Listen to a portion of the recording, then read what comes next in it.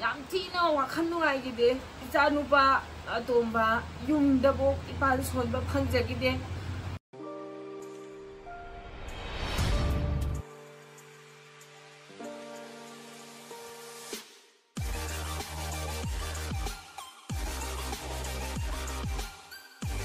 Hi Maram, Kuramjari Mayam amukana video ama pura laksare ado mayamna aina zo hana haigibako kano day to day life ki namge na tawbudo ai anganga yawbane adagi khara nambadi hawrebako sno izde ama nambadi hawraga ne losanbam haidi mati ama namba hawraga namba ngamdabido adumai ta tawre duna day to day life ki video je ai ngamdui mandrebako ado ngasi aina pura video sidi kainone mayamna akhoi renta leibagi maram je kamai tawbano adagi lan kamai chela ino kholino mem hange boko commenta ado ai ngasi di sum mayamda ju mayamgi doubt to clear oinaba ai wari du sum ai akhoi sum lakhibagi maram do harake tawbane renta leiba je mayam ai su lainingba pona teba na trana ado akhoi ju nungsigraba lamda thadoga laini yum thadoga laini boko mara sum hojik matamje mayamna ju hena khangbiri ko lan tauri akhoi manipurda lanjina maram oraga ai 7 months aina angang 7 months kaino harakpadu dane boko ai pregnancy matamdane ba aina kaino lakhibuje akoina akoigi sugunu thadoga lakhibuje ko lakpanu misudu lakpanu mituju ko yamna kaino tawe awaba mem nange haibadi aigi matamduda wasallakpaga adagi irang tholakpagi kaino tawbaga akoina chelakpanu mito nazaret kaibanu mitune ko mayamna ju paw dum khangamgane ba kanna lanja haidi sugunu lomda kanna kanjalakpagi kaino matangdane ba khuna chelakhiba numise adu chelakpaje kamai tawgeda akoigi bolero je mayamna ju hena khangbirangani bolero ji mi kya tongba yaba gari no je aduda akoina chelakhibe family akoi aigi family ma leijaredana akoi dada akoi itaigi family ma aina akoigi gari de yaurai ni adagi inaunupi gi family ma yaurai ni akoi ikura ma tongai ni aduki mati gyame ba khoi je am namjallaga ekta namjallaga tonge bako adugi numituda haidi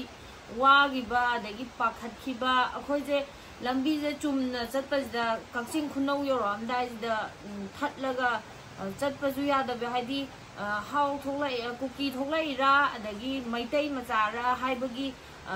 yena ba mana lairaga kaino haidi kuki thokidana ba haibagi myam lambi da ju thatlaga laiba myam khangbirangani go myam na jo sugunugi lan taw hauba numit adumai tawbadu khangbirangani myam na ju henna kakching khunau da thatpa dagi waikhong da thatpa dagi wagai haidopam thapa myam thatle ba du numitu da hangbra haidi lan du na maram oraga ado akhoi ju kakching khunau rom du dagi chatpa kaino tawdadana kakching khunau rom pharaga kai kai lambi no ima poktai chatreba lambi ne ba tamo ju khangde dui lambi do kai thai khunau harba kai no dona ka som phar lambi do khangdaba mafam du da khoi je thauraga numit to adi ayuki chak hek tokpa khoi je haifeti khanaraga di leibuko phibam am tawdore akhoi itai gi nupi akhoi sesena haiboko nangdi nasaju kano hojik nasaju soli banina adagi angang macha myam ju leibanina nang nayumda thinbirage kholage na phagi tawnei ba khoi je anda ayuki chak chabada dada hoi ju suti leiri ba dukan do anda ayuki chak chabasa maina phagi tawnaba da aina askai dogduno he ka mai ken tawre kholoi askai dogoi chatuno khotoino gan akhoi phagi tawnarame ba dei chak hek tu oba matung dagi di haidi khara kaino serious oirapdo isada jo haidi isa je sonbanina mayamna ju haiba horiebako nangdi nungaite khote nang chatnaba taw kholo na haiba je icha nupi haidi akoi itai gi macha dagi khurai macha nupi angang leibako adu lesabi macha ga do akoi aina haiba wale ngasai akoi khura ton gi macha nupi lesabi do adu ju adagi ichanupi ani yaure du numita chichi yawi chichi macha ga yaure inau pai macha ga lo yaure khura yaure adagi akoi gi kaino family pulap actor बोलेरोꯁꯤꯗ ꯍꯦꯛꯇ ꯉꯥꯔꯤ ꯅꯝꯕꯗꯧ ꯅꯝꯃꯒ ꯑꯌꯨꯛꯇꯤ ꯅꯠꯇ꯭ꯔꯦ ꯄꯨꯡ 10 kaya ꯑꯣꯏꯗꯣꯏꯅꯣ ꯑꯗꯨꯕꯣ 12 खरदी हेलमने सूम खनबद हाइदी अयुकी चाक तोब मतुंगदनेबा अखोइना चेलिजे अदु नुमिसे चेलैजे अदुमाइना तौरगा अयुकी पुंग 12 मखाई हाइरोने सूम lump sum ओइनाको 12 मखाई अदाइदगी अखोइजे थोक युमदै थोअबनेबा हंगब्रा करिम पुदबि थोले अदु नुमिदो करिम यावरक्त्रे हाइदी इरांगदो सोमदगी थोमजले अखोइदी इनकनेबको अखोइगी युमदो लेरगा लबुक अमखक थटलगा असोमदना cookie ngaknebuko leije kuki jaga ngakneba akhoi inak naknarebuko jaga do moigi ju haidi nupi angang yam thadokpa khotpa gari bus yam hondokpa do dun to akhoi uiba hangbra adumai tawwe aduga akhoi je thokle adu numta thokpje ayuki pung 12 makhai dai thokpane thoe na hairjebako akhoi na kaino thobalda yaubaje pung 3 makhai manga gi sang da yaure thenge ma lambi akta koira ga हाइदी मफम मराम खंगदबिदा कनो तौरबनेबा दुनुमतो चटलबनेबा लंबीबो खंगदबिदा अदुमाइना यामना वाय हाइबदबु लायरबो वाने दुनुमितुदा अखोइजे यामना अदुकी मति वाय आइगी लैबा फिबमदुगा अदगी लंबी खंगदबगा अदगी लंबी नुंगाइतबा मफमदजु पक्थौदा थौरे दुनुमितुदा याम वायबा दुमाइन तौगी अदगी comment खरा मदा हाइबको लान चेलागा पोचै कमाइना लोइ पुरैनोना अखोइना अहांब चेलक्प नुमिसे पोचै कैमता पुजरक्ते अदो कैमता यावदबिदा इसाना सेलिबा फीदु खतंगनी पुरगा लाक्सरिजे phone की charger बो पुरक्ते बदु नुमिसे हंगब्रा अदुमाइना तौबदी अदुगा अखोइना पोचै लौबजिदी मी अदुम खंगनारंगनेबको आइदी लान तौबो मफम की जगह गई मी गैना अदुम खंगबिरंगनी लान तौरिङै मरक्ता हाइदी इसा की पोत खरगरा पुबा होनबा हौबदो लंबिदजु अदुम उरंगनी को म्यामना DI पुरगा चटनबा 407 पुरा चटनबा अखोइ सुंगरोंगी अदगी वाइखोंगी पोत म्याम अदुम होंगतनबनेबो को म्याम अदुगी मतमदुदा अखोइना पोत लौखतपा चटपा नुमिसिजु कनामता चसे यादेबा अदु नुमिसिदा आइगी इनाउ आइगी उपा नुपा अतोमबगी ममानबा अनीगा अंगांग मचाने खुदांग सुक्तंग चाउबा अंगांग नि चटलिदो तामोगा इपा नुपा अतोमबगा मोय मरी चटलेबा अदुगा चटपजिदा चंगबा यारोयना कक्सिंग खुनौदगी चंगबा यारोय ngasiदी कइनो अखोय मखारोमदा अदु नुमितो कइनो तवेबा नोंमै कापनायेबको नोंमै कापनाबजे ngaliङैददी केमता हाइदी खरा इरांजि नेमदौ मान हाइतारेनि खरा शांति ओइरगा लेबा नोमिनी हुमनीजे अदुदा अखोयजे खनरगा हाइदी पोसे लौबा चिंगबा यादौ माली मी लोइ चिंगनै खोले खरा लौखत हौजि पुलप मांगदु शकपुदि खोतु शकपुदेना अखोय फैमिली जिंगे खनैबको खनबजदा अखोइना चटपा नुमिसे कक्सिंग खुनौदगी चंगबा यारोयना थिंगेबको अखोइजे अदु तामो होइजे अंगांगैगा तौरगा लाए हलेको चंगबा यारोय हायना अदुगा तामोना वगाई योरकानोर माले मी चंगनै खोले हाइनरगा खोइ पोसे खरा दोजु लौथोकजगे हारगा चंगजी खोलजेना अदुमाइना पांगन ताबीगी मी खरा कइनो थटलगा इचिनाव अखोइ खरा थटलगा लेरमबदो अदुदा अखोइ सुगुनु वापोपीदनी सुमाइन तौबनी अखोइगिजु पोचैजे खितंग लौखतजगे ना हारगा अदुमाइना अखोइजे लौखतपा दुर्गी लौखतपा चटपा नुमिसिजु पोसे आइगी पोत पुरैबो पोसेजु म्यामना पुलप उद्रिबगिनेबको आइगी पुरैबो पोसेजु अदुकी मतिक हाइदी अमांग अता म्याम यावेबो हंगब्रा हाइदी पोसे हापकतपा हौरकपदा नोंमैजे कापनाबा हौरकपगी अंगांग जिंगदुजु हाइदी अमुक्ता अदुमाइना तौबा अमुक्ता थेंगनदबनिना हाइदी नोंमै कापनाबई मखोनजे नकनकना तारबनिना अकीबाजे म्याम हाइदी फावबा ताबने नत्राने अदा पाखतपोय लापोय अंगांग जिंगदो पोचै जिंगजे मोय अहुम मोय मरीजिना कमाय तौगेदा हाइदी DI जे कमाय हापकनो खंगद्रेबा दगी वाखनदुजु हाइदी मयाम हाक्तंगी हाइदी नोंमै कापनाबा बोम मखोन कै का मयामदुदा आइगी गोर्डेस काय 4 फेस की गोर्डेस काय जे चपखारगा मनिंग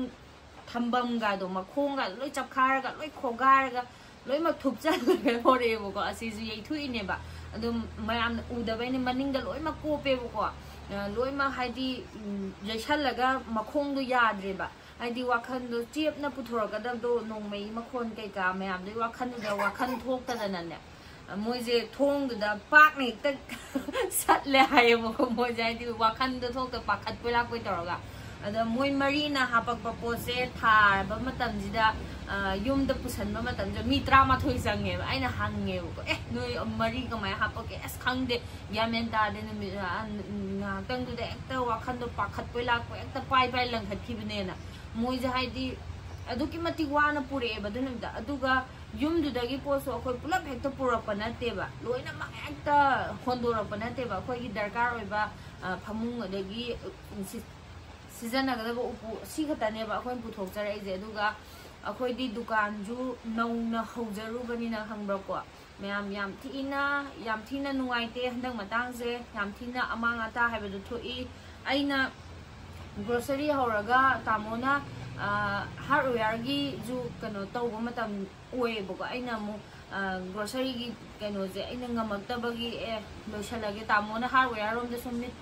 sum wakhando thadar lagi bagi aina ipa pa to mu go ibani phaminaraga akhoi bani je tawe boko ana mene se sum haidi grocery gi wholesale ka shu yam to mu na te ko mam wholesale thaba mi oidi khangbirangani ko mi yarbiraga dia ado loisalaga aina serowrom da pose oi thadai boko thadaraga matam da paisa je lan hoba numit nongni wali ngai da paisa je pikhalakada ba ta oi ba hai tare agi da grocery pot khai ju loina ma rupa la ani hum gi hena da grocery item da mang hore ko aduga grocery item da na hoi rupa la ani hum khatani kai mu ka shuna tre khala je ba as hardware gi da yam thina mange aduga dukan gi pot tu dia khoi yung gi bo phamung kangron bo purak pada aduki matik wana pore go ado akoina matamda khana baje kaino gi hardware gi agi dukan gi posai jingje chingkhana ba ai je kaino barasa ka gi gari je wai je aina act khengmal lai sang them na gari achouba aduguma je am leidana ko ada khengmal lai sang them hai ba jaga je aina